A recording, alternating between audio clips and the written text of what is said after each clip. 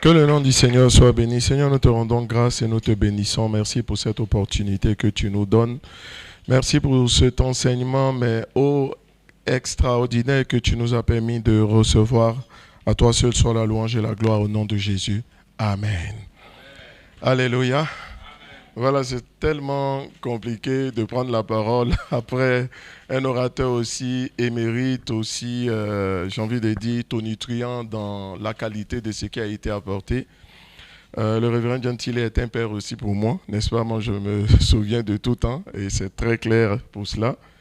Et je suis beaucoup plus à l'aise de présenter un livre plutôt que de partager des éléments de la parole relativement au thème, n'est-ce pas? Voilà, donc vous comprenez le contexte. Voilà, que Dieu soit béni. Alors, le document que je suis censé présenter, ce livre, c'est l'un des livres que le Seigneur, dans sa grâce, sous le couvert, le manteau, j'ai envie de dire l'encadrement de mon père spirituel, l'apôtre Mohamed Sanogo, que j'ai écrit par la grâce de Dieu. Enfin, je n'ai pas écrit, le Saint-Esprit m'a inspiré, c'est beaucoup plus conforme à la réalité. C'est un ouvrage, le 14e que Dieu modestement nous a permis d'écrire sur la question de la grâce. Le révérend Gentile le disait tout à l'heure, je pense que je suis extrêmement paresseux. Au bout, j'ai commencé à écrire en 2015. Après 10 ans, c'est seulement 14 ouvrages. Ça, c'est la démonstration d'une incapacité, enfin, on va dire d'une paresse patente que je suis en train de m'activer à corriger pour pouvoir sortir au moins 12 livres chaque mois. Voilà, que Dieu soit béni. Une des choses simplement qui, Une des choses qui m'a facilité la tâche, c'est de comprendre que dès l'instant où vous avez une histoire à partager, vous avez quelque chose que vous avez expérimenté à partager, vous êtes apte à écrire un livre. Donc tout le monde devrait écrire un livre, même un mécanicien. Quand je dis même un mécanicien, c'est parce que la mécanique n'est pas un travail remarquable. Non. Donc ce sont des choses assez importantes. Dans ce livre-là, je parle de la grâce. Et l'homme de Dieu tout à l'heure parlait de la grâce. Il est impossible véritablement de monter certaines hauteurs sans le paramètre extraordinaire qu'est la grâce. Dans le livre, une des choses qui m'a motivé à écrire le livre, c'est que j'ai observé, j'ai remarqué, vous savez, vous ne pouvez pas posséder le présent ni le futur si vous n'êtes pas un connaisseur du passé. Parce que la Bible dit tout ce qui a déjà été, même tout ce qui sera aussi a déjà été. Le meilleur mentor du futur ou du présent, c'est le passé. C'est de prendre son temps d'observer. Donc j'ai observé autour de moi et je regardais aussi dans ma modeste petite expérience. J'ai eu le temps de me rendre compte que, en fait, tous ceux qui ont accompli énormément dans la vie, et la raison numéro 1 de leur réussite, c'est la grâce.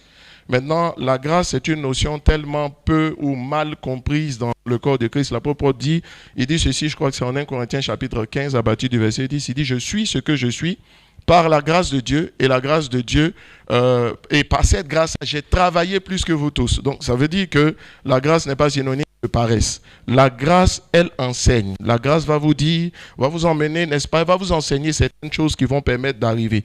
Le chapitre numéro 1 de cet ouvrage particulièrement me plaît, et c'est la base de toute chose, hein. Là-dedans, je parle de 20 vérités au sujet de la grâce. Je vais partager rapidement cela avec vous. Ce n'est pas vraiment, bien sûr, pour prêcher. Je n'oserais pas prêcher, n'est-ce pas? Voilà. Donc, la grâce de Dieu, premièrement, elle est multiforme. Quand je dis elle est multiforme, c'est que la grâce de Dieu existe sous plusieurs aspects, comme le nom l'indique. Il y a la grâce miséricorde, il y a la grâce capacité extraordinaire, il y a la grâce, le pain quotidien, c'est-à-dire la provision, corps, âme, esprit, que le Seigneur apporte tous les jours. Et il y a la grâce faveur de Dieu que Dieu accorde, n'est-ce pas, particulièrement qu'on appelle en général la faveur imméritée. C'est une faveur que Dieu aussi apporte. Donc déjà, ici dans cet ouvrage, je parle des 4 dimensions de la grâce dont on a absolument besoin. On a besoin de la miséricorde. La miséricorde, ce n'est pas simplement le pardon. La miséricorde, c'est l'autre opportunité que Dieu nous donne de bien faire ce qu'on a mal fait au moment où on a mal fait. Donc tout à l'heure on parlait d'affaires, il y a des affaires que tu vas échouer, ça peut arriver, mais Dieu va te donner une autre capacité, une autre opportunité de relancer quelque chose d'autre. On veut sortir des clichés, j'ai envie de dire sacro-saint ou spirituel, n'est-ce pas, de la réalité. Donc c'est ça. La deuxième vérité, je dis que la grâce, faveur imméritée de Dieu a un caractère spécial. Et là-dedans, j'explique, je dis ensuite, c'est que c'est la grâce de Dieu qui nous rend capables de tout ce que quelqu'un est capable de faire, il peut le faire à partir d'une grâce. Messi peut jouer au football comme il joue à cause de la grâce. Naturellement, la grâce qui pousse au travail. Chacun de ceux que vous voyez qui performent dans un domaine donné, si quelqu'un peut prêcher de manière extraordinaire, si quelqu'un peut investir avec des résultats hors normes, c'est qu'il a été rendu capable par un type de grâce. Et je le dis dans l'ouvrage.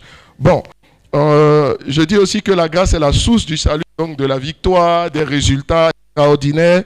Et les fruits en termes de bénédiction et de résultats qu'une personne porte sont toujours les effets d'une grâce qui lui a été manifestée. Autrement dit, il n'y a en fait, toute bénédiction que vous manifestez est le résultat d'une grâce qui vous a été accordée. Et c'est la grâce là, et je le démontre bien sûr, c'est la grâce là qui va libérer justement la bénédiction. C'est parce que vous avez été capable d'activer la grâce de la chose que vous jouissez, de la bénédiction qui est attachée à la chose en question. Donc, je l'explique ainsi de suite. Donc, je donne 20 vérités au sujet de la grâce. Donc, je dis que la grâce que transporte une personne est identifiable et reconnaissable. Il n'y a personne qui transporte une grâce particulière sans qu'elle ne soit remarquable. Et quand je dis remarquable, ça veut dire qu'on peut la remarquer. Quand quelqu'un transporte une grâce pour faire des affaires, on le reconnaît et tout. L'homme de Dieu parlait de la grâce qui est transférable. Si elle est transférable, je le dis là-dedans, dans le fond, il faut reconnaître une grâce avant de l'honorer afin qu'elle vous soit transformée, transférée, je disais. Ensuite, on peut devenir participant de la grâce que transporte une personne. Oui, on peut devenir participant de la grâce que transporte une personne. Comment ça se passe? À l'intérieur de l'ouvrage, vous le saurez. Ensuite, la grâce de Dieu dans la vie d'une personne n'est pas statique ou figée. Elle peut croître comme décroître et évoluer. On parlait des mathématiques célestes tout à l'heure, n'est-ce pas? La Bible dit que personne ne se prive de la grâce de Dieu. Donc, soustraction. Et vous allez lire aussi dans le livre de Pierre chapitre 1, on dit que la grâce vous soit multipliée. Donc, la grâce est une valeur qui est évolutive. Elle croît, elle décroît. Par exemple, si vous êtes quelqu'un qui a un cœur de miséricorde, qu'est-ce qui se passe? On dit la grâce, elle s'ajoute, elle se divise. Et la particularité des mathématiques célestes, c'est que Dieu multiplie par division et il ajoute par soustraction. Bon. Voilà, j'ai essayé tout à l'heure quand j'étais assis de voir un peu les formules telles que le révérend le donnait, donc je viens à peine de la créer. Voilà. Et j'indique dans le livre en 15e vérité comment on répond à la grâce. Et j'explique qu'on répond à la grâce de Dieu par des actions de grâce. Pourquoi on l'appelle action de grâce? Ce sont des actes que l'on pose parce qu'on a reconnu la grâce. Au-delà du fait simplement de dire action de grâce, dis merci. Quels sont les actes que l'on doit poser lorsqu'on reconnaît une grâce qui est en train de marcher? La Bible dit ceci, la loi a été donnée par Moïse, mais la grâce et la vérité sont venues. Pourquoi la loi est donnée comme une chose et la grâce est venue? Ça veut dire que la grâce est une personne. Et au-delà d'être une personne, ça veut dire que la grâce se transporte. Il y a des grâces ambulantes ici en chacun de nous et nous pouvons reconnaître de manière particulière. Donc, vous avez besoin de taguer, de poursuivre la grâce, de la localiser, de l'attraper et de fonctionner avec elle. Voilà.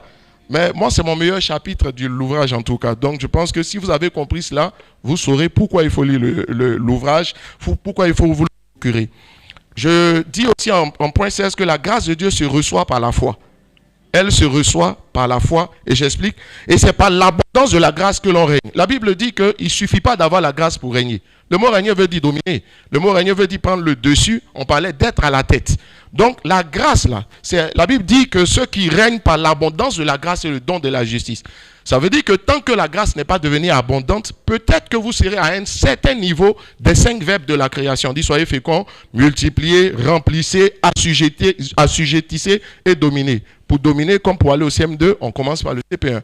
Vous n'allez pas dominer si vous ne commencez pas par le fait d'être fécond, de multiplier, c'est ça, de remplir et d'assujettir. Et donc j'indique là-dedans que en fait, chaque niveau de ces 5 verbes de la création essentielle est un niveau de grâce qu'il faut savoir capitaliser, et 5 comme le chiffre de la grâce. Et pour dominer, c'est-à-dire ceux qui sont au sommet dans chaque domaine, ils n'ont pas eu que besoin de la grâce, mais c'est l'abondance de la grâce. C'est le overflow de la grâce. Donc, comment faire abonder la grâce sur votre vie?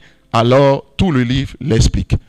Et je vais dire, et je le dis ici, que vous verrez un dénominateur commun à tous ceux qui transportent une très grande grâce comme celle qui reposait sur les disciples. La Bible dit dans le livre de quoi, Actes chapitre 4, qu'il y avait une grande grâce qui reposait sur les disciples. Alors, donc cette grande grâce qui reposait, pour ceux, si on veut maximiser, vous verrez que le point commun, le dénominateur commun de tous ceux qui transportent de grandes grâces, c'est l'honneur.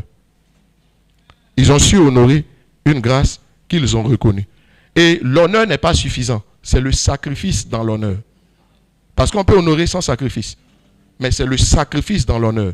Et je cite ensuite 7 domaines essentiels dans lesquels il faut honorer Dieu et les hommes. Vous savez, la grandeur ne viendra jamais sur vous si vous critiquez la grandeur. La grandeur, la grâce que vous n'avez pas reconnue et pour laquelle vous n'avez pas payé un prix dans l'honneur, elle ne viendra pas sur vous. Et j'explique et je définis la notion de l'honneur comme allant au-delà du simple fait de respecter. Le respect, c'est un aspect de l'honneur, mais c'est beaucoup plus profond. Et quand votre honneur manque de sacrifice, il faut non seulement honorer, mais le sacrifice dans l'honneur qui déclenche des choses. Voilà tout l'ouvrage ici explicité. Donc, cet ouvrage pourra vous faire beaucoup de bien. Et le révérend tout à l'heure, il m'a inspiré, il parlait des différents niveaux de pouvoir. Jésus a dit, tout pouvoir m'a été donné.